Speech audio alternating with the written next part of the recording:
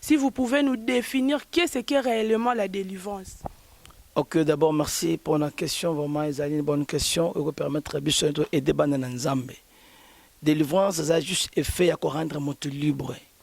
Moto yo azali na ba problème, moto yo azali un peu bloqué, moto yo azoko ko épanouir na comment s'épanouir na ba moina yete, azana besoin de délivrance. Bah sorte ya délivrance. Délivrance c'est ça combien de sortes? On délivrance. Bah délivrance c'est ça na ba sorte. C'est ça combien de sortes? Délivrance et c'est kabonara ndenge toye banane. Bon, délivrance, ils ont plusieurs délivrances. C'était délivrance, ils ont comme ils ont des faits oyo, ils sont un peu différents. Exemple, moto yo ozuma na za possédé na milimo mabe. Ils ont tinda des fois que moto liboma a possédé, a bloqué, a besoin de délivrance. Ni tokoki ko yeba ke réellement moto a délivré. Ok, na kwa nani ko répondre mbala moko wana nous te fait d'abord na kena na face ana yango pour dire que moto yo azali possédé. Ils ont des faits oyo et mon intérêt que moto a possédé na ba acte azo posé na ba réalité azo vivre na ba moyina ye papa musa na ye to santé na ye to que na makamone zo tambola te mon fa moto aza bloqué na mombongo na ye aza bloqué na liba na zo botate aza bloqué na ba faire na ye aza na maladie moko on est kangiye za be fait azo l'accepter que moto yo aza bloqué aza besoin de délivrance. C'est pas naïs, na comme mon soutien c'est mission na samoy aussi no fois nangai puis singana kangola malika manzoko tungisa ngai. Ezana comme mon soutien ou pese melenga puis singana bika se kombo yesu te. Kombo yesu ndem dezo kangola ezo bika zo pe sa vie. Po biso ko la batu to tele matolo bona bana be kramboy. To zela pe fois be esclave quelque part. Différence mutu en église mutu ndemela yesu. Mutu ndemela yesu Adon Dieu capable de rendre ce qui est impossible et comme possible. Mais Mouta na une église, c'est des fois Zokoya, mais on dit matin que Nzamba, Zanatan a pas sa coquille. Nzamba na. Comment on est là, les chrétiens? Tous na une église, tous na Nzamba confiance. Et ça na batu bazaba un Nzamba pambola bango. Mais yoka langage zabatu. C'est que Moutona a Simbi, c'est que Moutona a Zui. Les gens qui ont été makol. L'homme n'a pas tout cas, c'est que nini agi. Moi, je me dis que mon homme est chrétien. C'est que on va pas vie na pas sinan zamba na convert dans zambé. L'homme n'a pas mbolié. Et bon, yoko bisa nini. Que nous agi ka krisité. Tout le monde a comme biso ba chrétien, zamba na biso pambolaka. Ton dimelaye, to pese confiance, pese place à motema na yo. Apambola Abraham, apambola Jacob, apambola Salomon. Ok, nana bisabi biso bana nzambe boy. Pasi eza suka mokilité. La patience paye. Ce qui n'a pas na yo, wa patient, nzambe sunga yo. Ko la procès na vie. C'est pas na oyo sana yango. Ko lula ka voisin te, mais taela nzambe. So lula voisin otinda yo kota nganga kisi.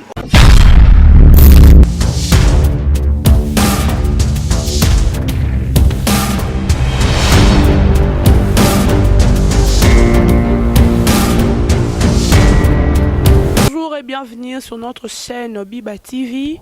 Nous sommes énormément remplis de joie de vous recevoir ce matin devant nos écrans.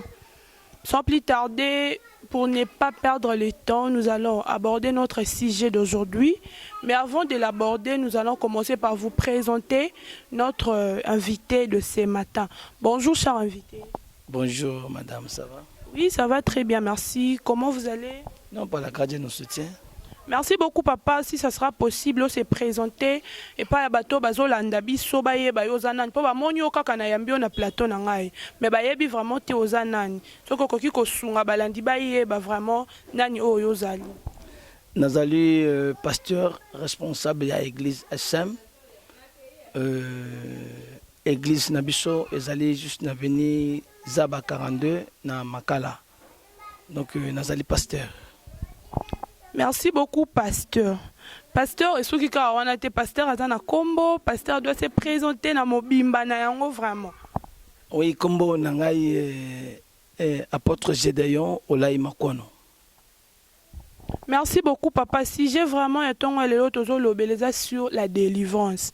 eza na batu ebele bayoka kaka délivrance délivrance délivrance mais bayebi te réellement délivrance eza nini yango tobengi sio na ntongo ele oyo explike na ngai mpo nga mpe nayebi te na balandi oyo bazolanda biso bayeba réellement délivrance eza nini. Si vous pouvez nous définir qu'est-ce qu'est réellement la délivrance. Ok, d'abord merci pour la question, vraiment c'est une bonne question et vous permettre de aider Banana Nzambe.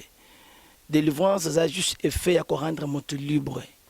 Moto yo azali na ba problème, moto yo azali un peu bloqué, moto yo azoko ko épanouir na comment s'épanouir na ba moina yete, azana besoin de délivrance. C'est pour ça que le délivrance est rendre moto libre, moto a fermé quelque part, bloqué quelque part parce que sur le plan spirituel, il faut rendre maintenant libre pour s'épanouir na makambo na ye.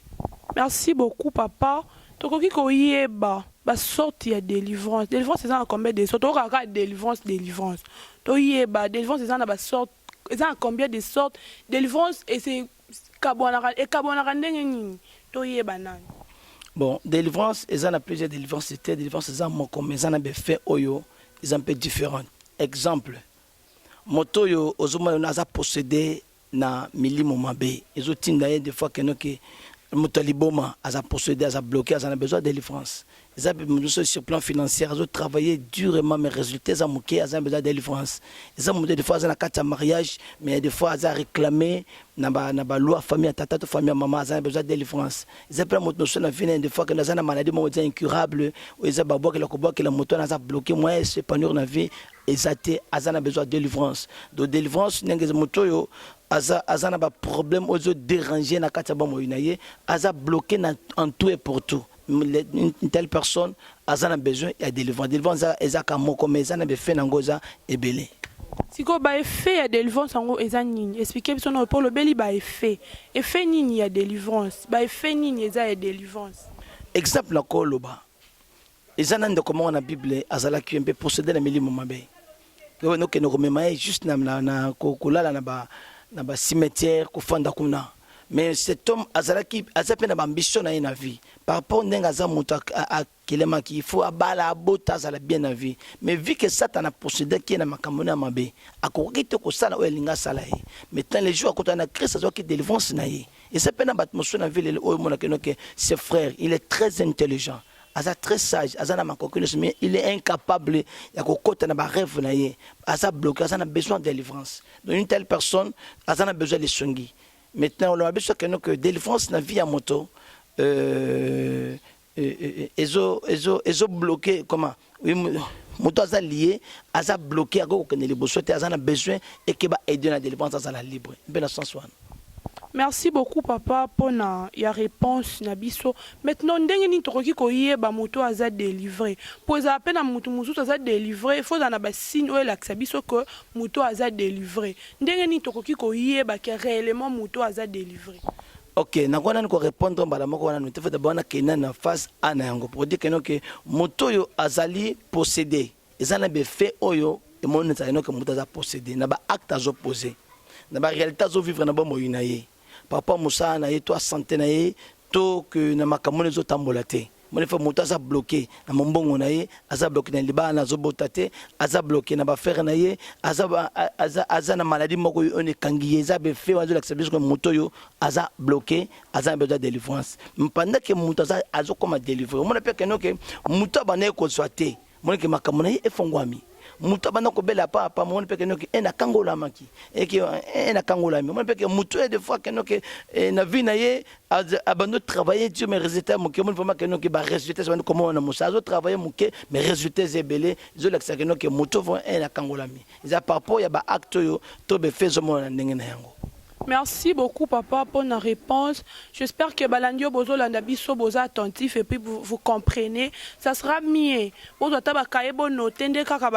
Les paroles s'envolent mais les écrits restent. Cela peut être bénéfique. Nabino Bato Bozo Landabiso, Bino Bato Boye, Bipete Loko Langai. Ça sera mieux bon comment et que ça la moi malam mingi papa est-ce que ezali kaka important to nécessaire ya ko délivrer bato au nom de Jésus po toyebi ke na mokili oyo toza na ba religion ebele ba islamique bazali ba branamiste bazali ba kimbangiste bazali batu na batu basambelaka nzambe na bango. C'est comme ba islamique basambelaka ala de la même manière pe ba kimbangiste basambelaka Simo Kimbangu. Maintenant pour nous les chrétiens, est-ce que c'est important de délivrer seulement au nom de Jésus-Christ? Mais oui, il faut que basé par nous les chrétiens, nous croyons Jésus-Christ, c'est notre Seigneur et Sauveur. Tous en a confiance, c'est pas naïe. Ils en a comme on se tépé, c'est une mission à Samoy, au Seigneur Fouanangai, puis c'est un Kangola Mali, comme nous avons Sangai. Ils en a comme on se tépé, ou PC Melinga, puis c'est un abik à ce qu'on voyait sauter. Comme voyez sur une dème des Kangola, ils ont bik sa vie. Pour bien se voir la bateau au télémato, le bon abanabe cramboy. Tous là, il faut être esclave quelque part. Parce que tous là qui bateau, dans la famille, c'est la réalité spirituelle. Mais na combo na yesu le to komi pe bato to komi ko aider bato mo so pe ke no ke ba kangola ma ezala comme mo so te pas comme yesu de ceux qui ont démêlé yesu wana nde délivrance te zana combo ne kaka na comme mo so te na samo kilo e pese melingana yo pote bisa ma sœur na likamo zo tungisa yo ezaka na comme robikisa yo ezaka comme prophète mokote ezaka comme pasteur mokote ka combo yesu masia so pese confiance on démêlé na kata motema na yo o mona ke no ke au kangola yo parce que délivrance et salut ezana nzela ka moto monga ezaka yesu. Merci beaucoup, papa. Est-ce que la Bible est paix? Et ça, moutement pas allé délivrer la combo et se demander si bien pasteur. Vous savez déjà la Bible est peut-être en entière. Mouton yo azaki vraiment délivrer la combo et sommet au monde puis assemblé au nom de Jésus à Biki. Azali peine la Bible. Oui, azali. Na copé sur exemple. Na un parler tu kazala qui na les bosso à église. Et Pierre na Jean ba okota na temple. Asinga kambongo bo pesa mettant côté la kena pierre je ni or ni argent pour na pesa yo mais na kombola sama sa telema kende et la personne ba telema kenda ki donc c'est pour dire que non que et ça comme mususu teza comme muto na zala ki vraiment makole bukana atambola ata singa ka comme kambongo mais les jours à côté na kena pierre na zala le ko pesa ote mbongo te or pété mais zana le ko pesa aussi que je te le donne na kombona se lève toi et marche et pas si me telema ki peut miracle comme na katamboka. Merci beaucoup, papa. Merci beaucoup, Balandio Bazolanda Biso. J'espère que tu vas comprendre sur la délivrance. Bazolobela Biso. Tu comprendre. Bato pe ba quitter le kolangai. Moi, quelque chose est côté na mutu. J'espère que vous comprendre concernant délivrance et puis vous retenir quelque chose. Papa, Sunga Biso na no ebisa Biso. Na mokilo tozo mona o tozo ebate où va réellement le monde. Comment se fait-il que les chrétiens au bazar na quatre églises mais ils ne croient pas que Jésus-Christ est béni aussi. Bazon dit matin que nzamba pambola bazon qui est plus loin. Aussi même bakisi pour s'enrichir. Tandis que nzamba na biso pe a pambola koko que ce soit ba raison ils a vraiment nini. Oye pusara bango ba kende ko simba bakisi. Madame vous dit nana biso que biso ba chrétien de foi ba muso dans la confiance en Nzambe te. Mais il y a une église. Il y a une différence. Muto en église mu donne demela Yesu. Muto demela Yesu a donné ma Dieu capable de rendre ce qui est impossible et comme possible. Mais muto na kat église c'est des fois azokoya mais on dit matin que Nzamba za natanga pasa ko kimaye. Nzambe na biso apambolaka. Nzambe na biso atombolaka. Yesu akangolaka apesaka. Ata na kati ya premier mundo ko zwaza te na vie. Mais so tie on nimeli Yesu comme mon conduit bikisi na yo. Akokangola yo. Le problème c'est quoi ma sœur? Comme on est le ba chrétien, toujours na kati l'église, tout ça dans Nzambe confiance. Et ça na batu baza ba Nzamba pambola bango. Mais yo ka langage ya batu. C'est que mutona asimbi. C'est que mutona azui. Lelo nga zotambo na makolo. L'homme na somme tout cas c'est ça nini azui. Moi me dire que mutona ba nga chrétien. C'est que yemo ko tondi mata ke Nzamba to samela ça nini et na pambola. Or, merci mon frère. Longola makansi na mutuna yo Nzamba na biso pambola ka. Azoka mutuna c'est atomolier. L'or l'argent appartient à notre Dieu. To peut ça satan nzela te. Bateli ko kenoko luka et pas satan na posa pressé. Mais suka na bango. Soaka mabe bénédiction Nzambe na biso ezali kola na pasi moko te mais bénédiction Satan suka nango liwezo koya mais oya Nzambe eza pasi moza kati nango te to sala Nzambe confiance na bomo na biso quelque chose difficulté to zana yango to sala Nzambe confiance kolobaka te keno ke muto ne domoni boye seke asimbi ko pesa Satan accepter na makambo wana Il y a des gens qui ont vie na pasi na nzamba na confiance na nzambe lobi nzamba pambolier et bon yo ko bisa nini que nous azuka krisité to longo na makamana biso ba chrétien nzambe na biso apambolaka to ndimela ye to pese confiance pese place à motema na yo apambola Abraham apambola Jacob apambola Salomon apambola Jiba Mapia apambola Sonika Futa apambola basale bele kata mokilo yo nga penza ma opambola nga passer bi baka benza mazo pambola ye so ye bisanga soto sandengeni ndamba pambola kate ndima ma sœur parce que nzamba zo pambola mon frère ndima likamuna yo eza muke so sali nzambe confiance au vivre la réalité bo moyina yo ne quoi pas le kamono ne to silence nzamba na bo moyina absence n'était ko kadele que ne comment on a parce que nzamba zo moyina nzamba o mona yo et puis aller contrôler makambo to za mettre à temps par circonstance ça la confiance et que nzamba ko sala pe akoto le kamona yo délivrance na yo yango zo umela pourquoi pas la confiance nzamba zo ndimela tem ozo que l'église au sambela mon numéro que nzamba kangolinga obonde nzamba likamunanga ezo solution mais quand yo mo kana kata motema est-ce que simba koza na doute te ma sœur ndimela Yesu yenda za mokonje il est le rémunérateur muto dali ko poste n'est pas une nzamba na Hébreu 11:6 avec muto dali ko poste n'est pas une nzamba sengani makenzamba za et puis azali le rémunérateur bazali ko lukaye nzamba pambola ka pesaka nako pesa exemple moko ezaka simple omoni ba biso za un jour na vie il faut oza na sapato kolata oza te lamba ko même église ozo mona boy ata instrument ezate OK na live sabi biso ba nzambe boy pasi eza suka mokilité la patience paye